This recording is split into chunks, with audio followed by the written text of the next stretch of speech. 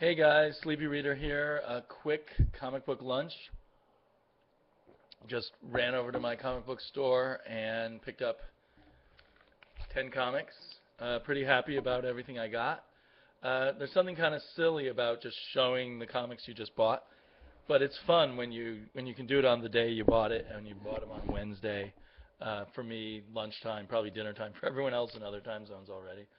I was able to get Batman Inc. I don't have it. I had taken it off my pull list, but my comic book store was limiting one per customer, and I got there about 40 minutes after they opened, so there were still about 4 or 5 copies. So that's cool. I'm not. It'll probably be the first thing I read because I want to watch everyone's reviews of it. However, I'm trepidatious. I'm not super excited to read it, although I always enjoy Chris Burnham art. I'm kind of pissed at Grant Morrison at the moment. Then I picked up Nightwing from last week. I'm sort of thinking about getting on Nightwing, but really the reason I bought it was for the Juan Jose Ripe artwork. Ripe, R-Y-P, is rapidly becoming one of my favorite current artists. He's working on Clone over at Image, and he's been doing some brilliant work on just fill-in issues at DC, on Talon, on Birds of Prey, and now on Nightwing. So I'm really psyched for that.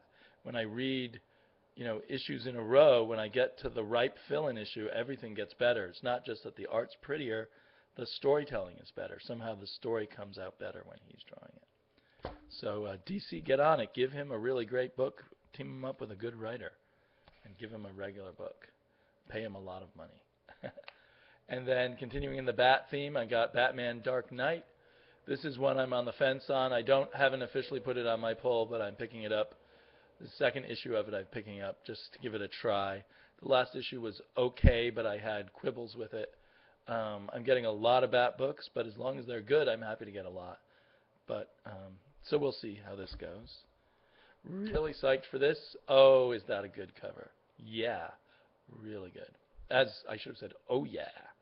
Um, Thanks to Roger. So anyway, I'm psyched to read that. I'm a bittersweet psyched. I love X-Men Extreme. I seem to be the only one. This is, in a sense, this is the last issue. There's 2 more issues, but they're part of a crossover called Extinction. Haven't there been stories called Extinction before? Anyhow, I don't like crossovers, and ending a series on a crossover, isn't the whole point of the crossover to boost sales?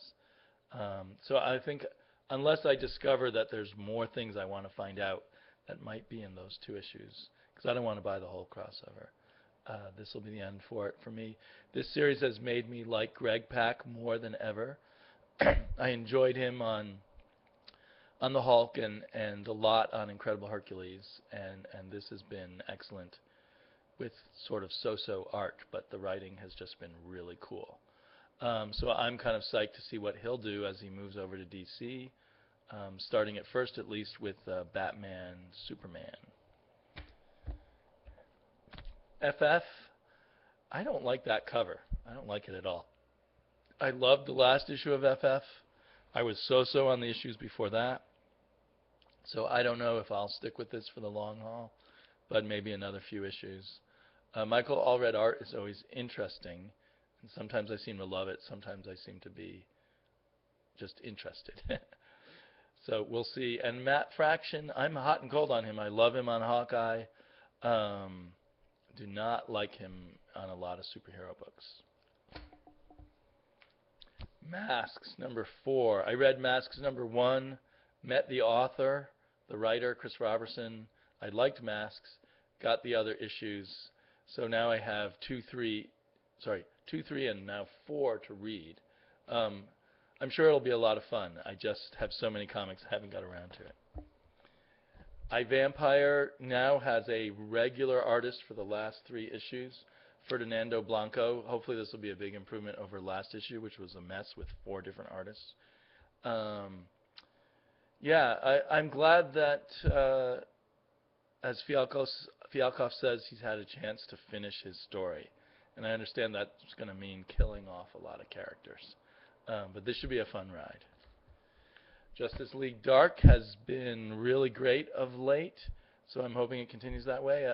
Another cover, but I see the interior art still by Mikhail Janin, so that should be really good. The writing has been really spot on here.